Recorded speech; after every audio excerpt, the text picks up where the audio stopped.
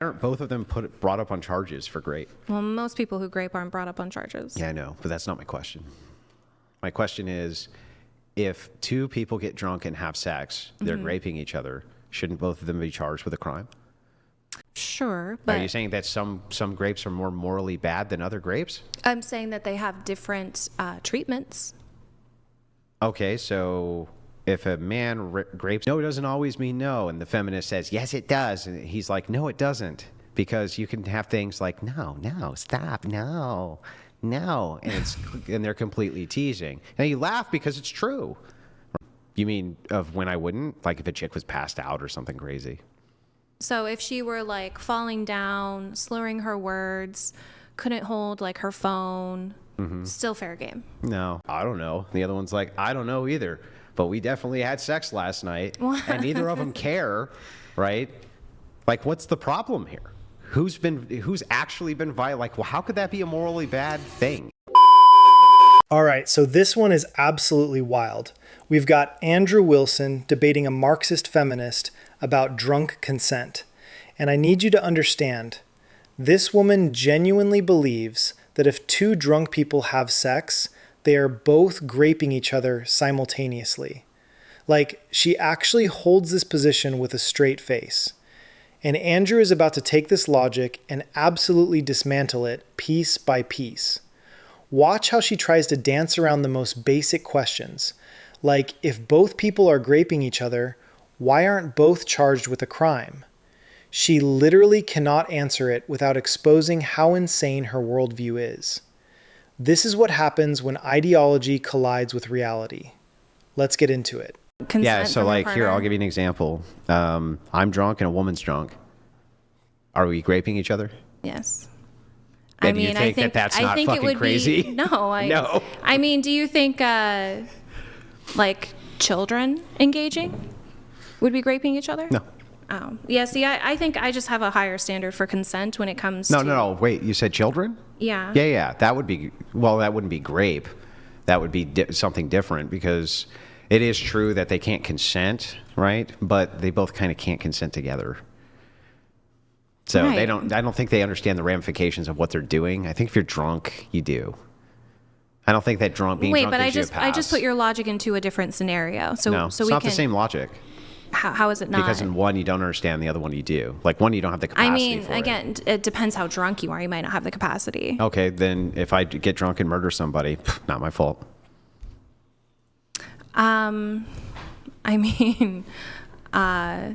People have gotten off for murdering people in their sleep. Yeah, so I didn't consent to murder, right? So therefore, it's like no big deal. I mean, you didn't consent. I don't know what that has to do with anything in terms of saying, the rights violation. If you grape when you're drunk, are you responsible for that? Yes. So I don't understand then. I'm actually really confused. So you can be held responsible for the actions that you take when you're drunk. Of course. Okay. Yeah, like even if you're blacked out and you get in your car and you drive and you kill someone, yeah. Okay, so then why can't two people consent when they're drunk?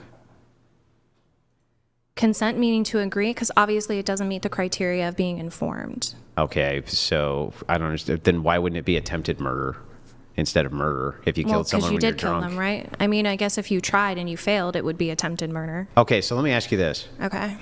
Even though that makes no sense, I'll just let it go. Just to try. How does that make no sense? I'll explain. Okay. So let's say two people grape each other. Why aren't both of them brought up on charges for grape? Well, most people who grape aren't brought up on charges. Yeah, I know, but that's not my question. My question is, if two people get drunk and have sex, they're graping each other, shouldn't both of them be charged with a crime? I mean, in theory, yes. So do you think that we should mobilize law enforcement to enforce that? I mean, I think, it's, what do you mean immobilize law enforcement? Well, it's not okay for me to grape somebody or them to grape me. Right. Why would it make it okay for us to grape each other at the same time? I'm not saying it's okay. Okay, great. Then it should fall under the crime of grape.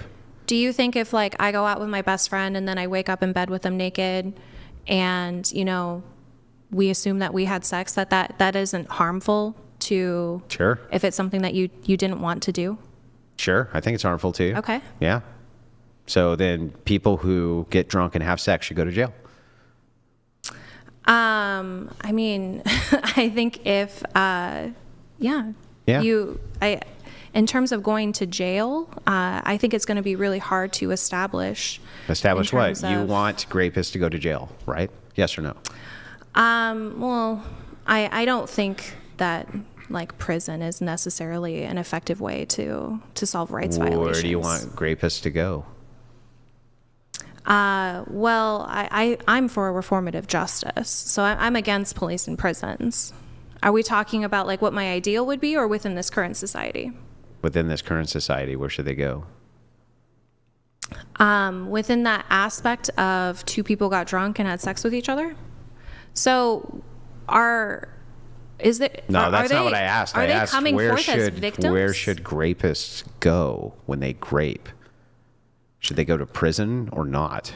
I think they should go to some kind of mental health facility, or should have some kind of duty to essentially address the harm that they've committed within society. I'm more on focusing. Well, are you going to isolate them in this mental health facility behind bars? It depends. Sure. If they graped, are you going to put them behind bars while they're getting help so that they're not part of society? Yeah, it depends. On what? On obviously the context of the crime. It's grape. That's the context. You have graped somebody. Sure, but are you saying that some grapes are more morally bad than other grapes? I'm saying that they have different treatments. Okay, so if a man grapes a girl, right? Mm-hmm. She can't consent. She doesn't consent. I mean, you say girl, you're talking child? No, a woman. Sorry. Okay. Yeah, so he grapes a woman. He should go to jail, right? Well, I believe in restorative justice. Yeah, okay. Wherever this guy goes, you want to keep him there while he gets this done, because he's not going to consent to go to it, right? Again, it would depend on context. Okay. So he's at a party with a girl. She's drunk and he's not. He has sex with her. Did he grape her? She's drunk, yes. He's not. Okay, yes, he graped her. What should happen to that guy? Like what would my sentence be? Yeah. That essentially, if we're talking about restorative justice, that he is educated on the harm that he committed, and that he receives mental professional help in terms of understanding his actions. So does he go someplace for this to happen that he's not allowed to leave until it's all done?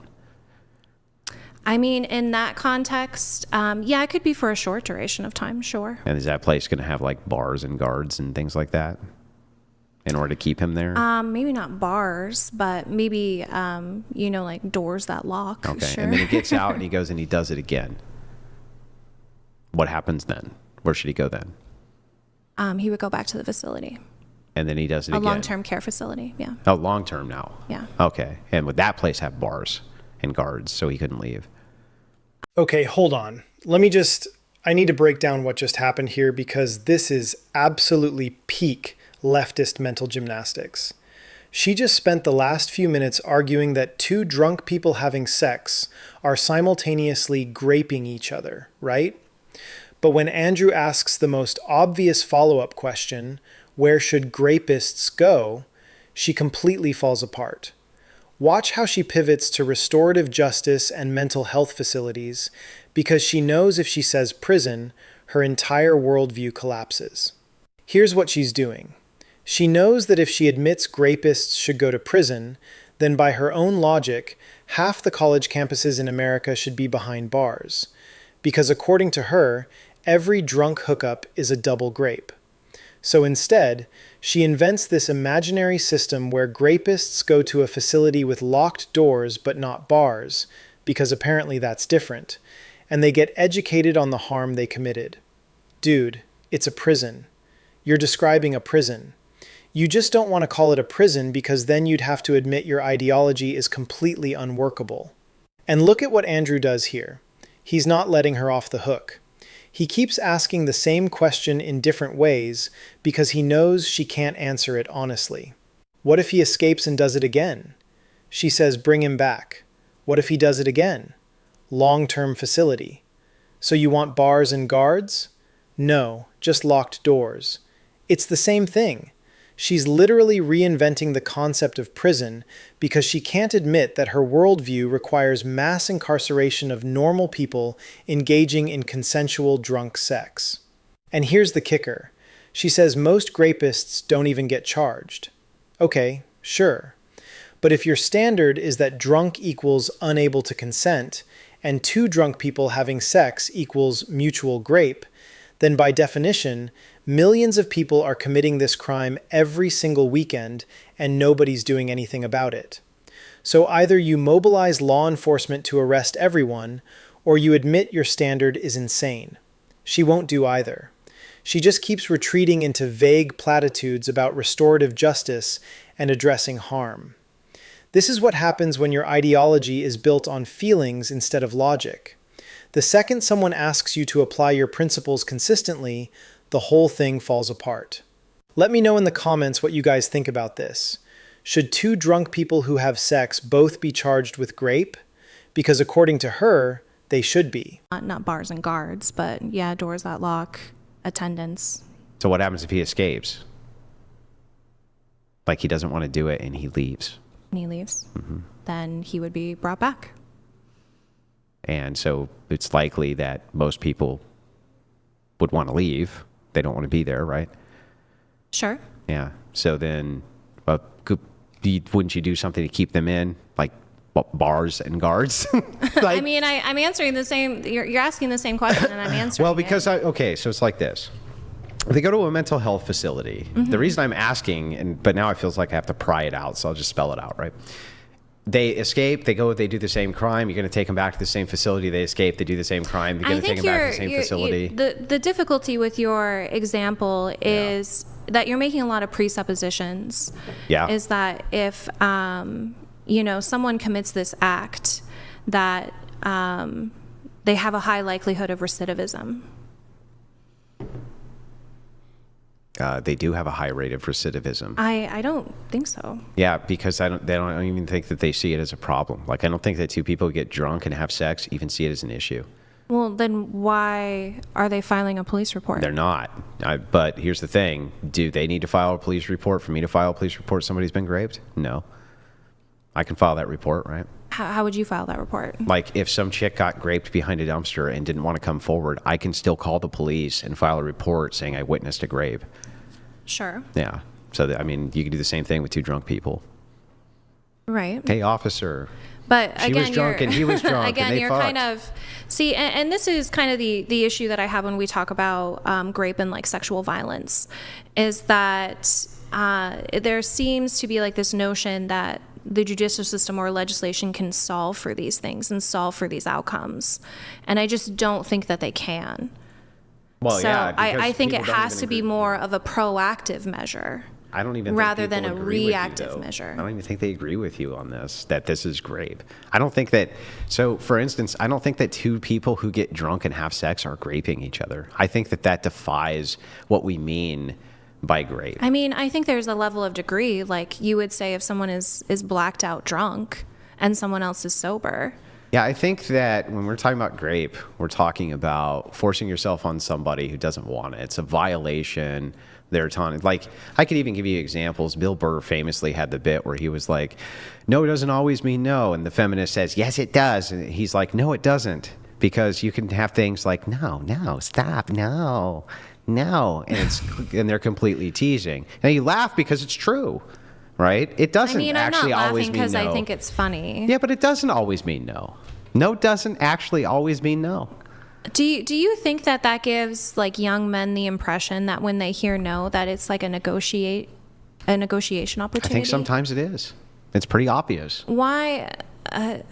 Like, it's super obvious to me that, like, you want to talk someone into having sex with you? yeah, no. But I think I'm sorry. I just want to let you know, like, I need a bathroom break soon. Yeah, we can I'll do have that. a smoke Okay. too We'll do while you that. do that. So, Okay. Sure. But just to finish this point. No, yeah, I just wanted to. Right, so very, very simple. I think that when, I might be playing with my wife or messing around with my wife, for instance, and say something like this, like, maybe she goes, "Stop! Don't stop! Stop!" And then she doesn't really want me to stop, though, right? It's a big there's body language and chemistry that comes with the human experience. Sure. Obviously, you're in like a committed and established relationship. Sure. So no doesn't always mean no. I think that, sure, context dependent. I think it can obviously, like, if we're like obviously consent, CNC. Yeah, I think that's different.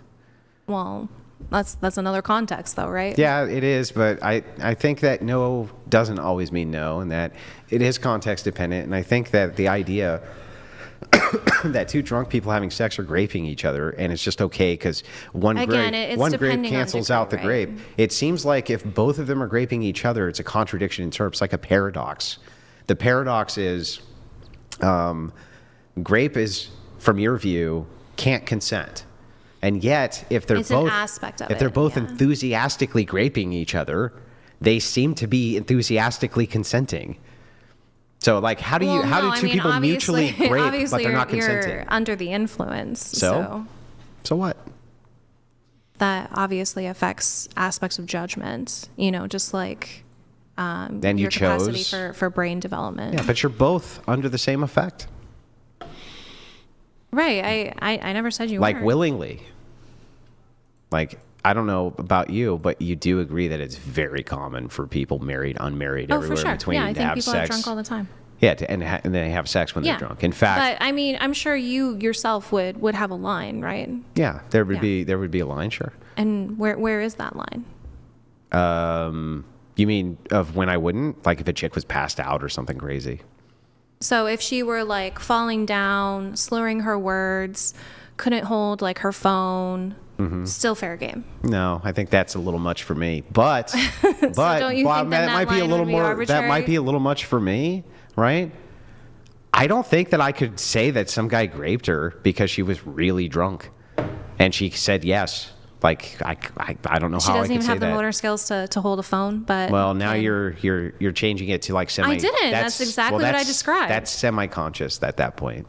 right, So, that's exactly what I described. Yeah. You know, she's dropping her phone, she's yeah. slurring. So that's semi-conscious at that point. So semi-conscious is not okay. yeah, she's basically half out of the bag. Yeah, Like she's so- gone. And Like obviously this is going to be arbitrary. if you're right? that faded, sure, right? But Yeah. if the guy is that drunk and she's that drunk, I mean, again, like, what are we classifying as like drunk? I guess. whatever you just said, motor skills gone, whatever. You're both that smashed, and then you go home and you bang each other from your view. You're graping each other. Yeah. That seems way more. Okay, this is where it gets really interesting. Andrew just brought up the Bill Burr bit about no doesn't always mean no. And you can see her entire body language shift.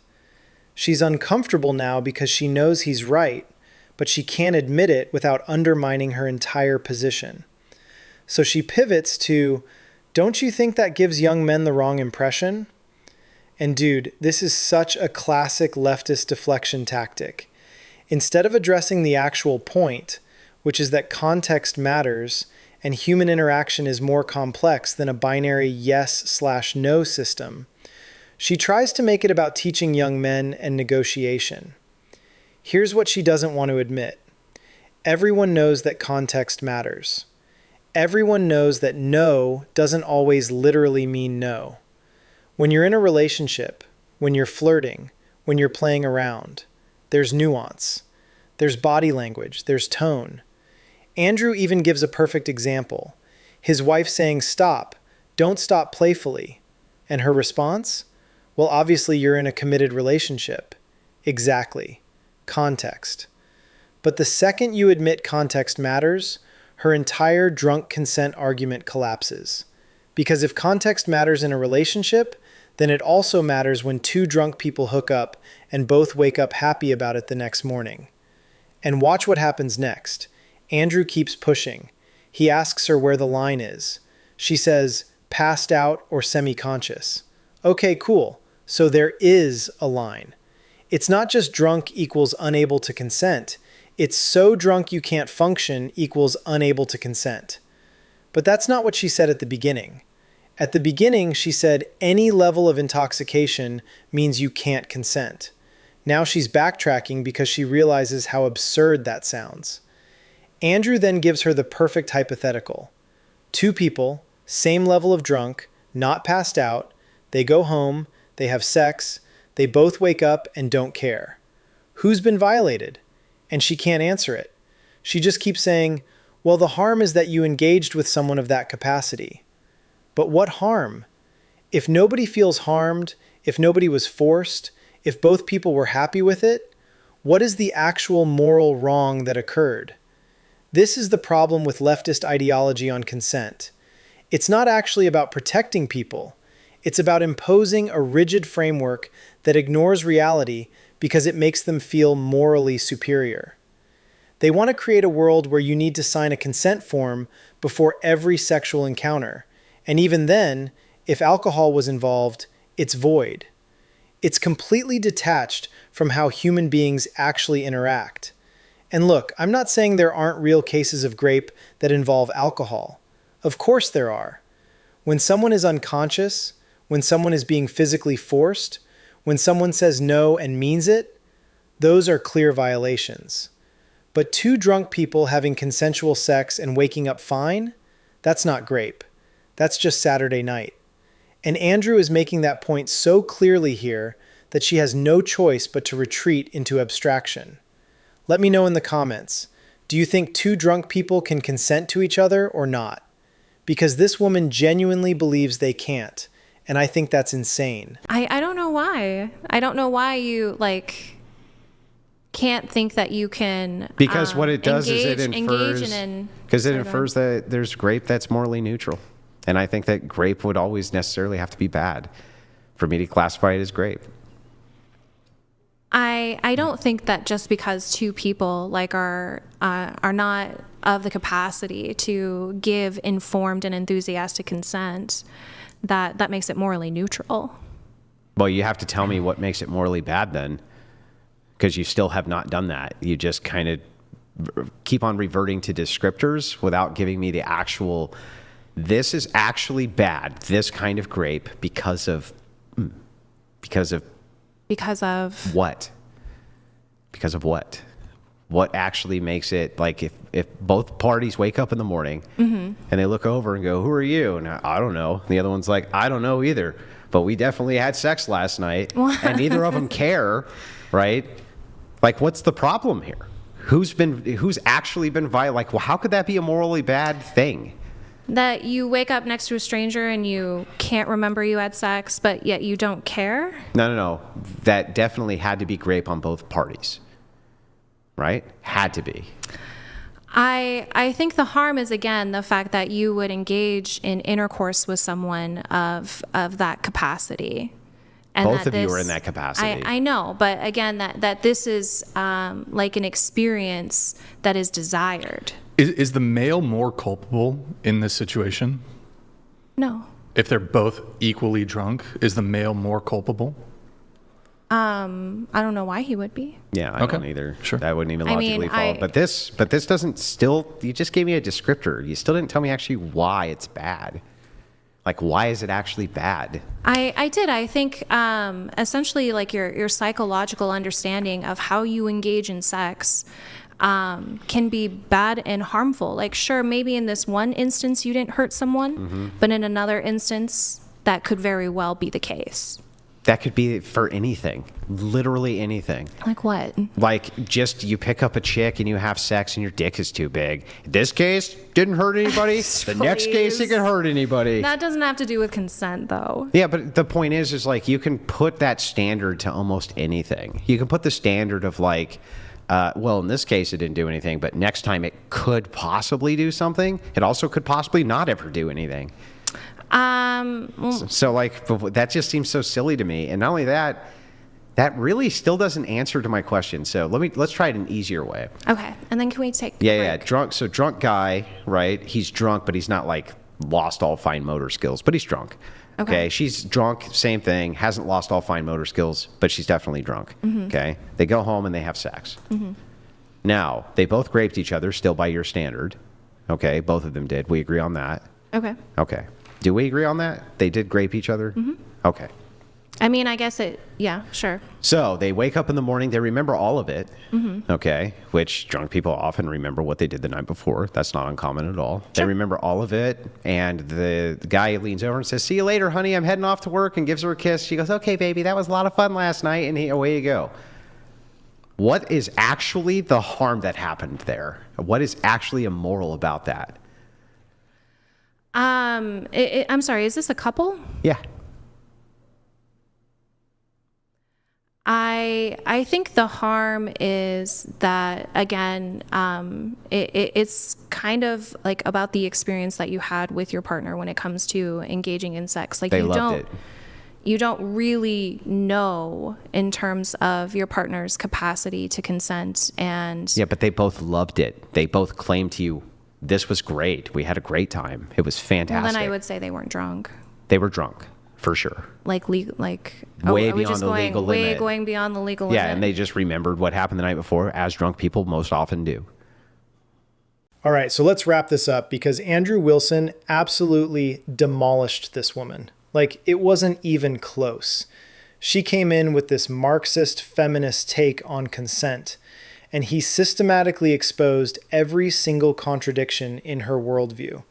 By the end, she was basically arguing that a married couple having drunk sex are graping each other, even if they both loved it and woke up happy. That's how far gone her ideology is. Here's what you need to understand about debates like this. The left operates on emotional frameworks, not logical ones. They start with a conclusion. We need to protect women from sexual violence, which is obviously good. But then they extrapolate that into absurd territory. They say drunk equals unable to consent. Then they say if both people are drunk, they're both victims and perpetrators simultaneously. Then they refuse to enforce their own standard because they know it would require arresting millions of normal people. So instead, they invent imaginary restorative justice systems that are just prisons with better PR. Andrew didn't let her get away with any of it. He kept asking the most basic, obvious questions that any functioning adult should be able to answer. If two drunk people grape each other, why aren't both charged? She couldn't answer. If you want grapists locked up, where should they go? She invented a fake facility. If context matters in relationships, why doesn't it matter for drunk hookups? She deflected. If nobody feels harmed, what's the harm? She just repeated the harm is the capacity to consent without explaining why that's inherently harmful. This is what happens when you build a worldview on ideology instead of reality. The second someone asks you to apply your principles consistently, everything falls apart. And that's exactly what happened here. Andrew won this debate so decisively that by the end, she was basically agreeing with him while pretending she wasn't. And look, this isn't just an academic debate. This stuff has real consequences. There are men who have been expelled from universities, lost jobs, had their lives destroyed over accusations that stem from exactly this kind of logic. Two drunk people had sex, she regretted it the next day, now he's a grapist. That's not justice, that's a witch hunt. So drop a like if you think Andrew absolutely destroyed her here. Subscribe to MB if you're not already, and let me know in the comments. Do you think her position is defendable at all, or is it just completely insane? Because I genuinely cannot wrap my head around how someone can hold this belief system and think it's logical. All right, that's it for this one. Stay sharp. I'll see you in the next one.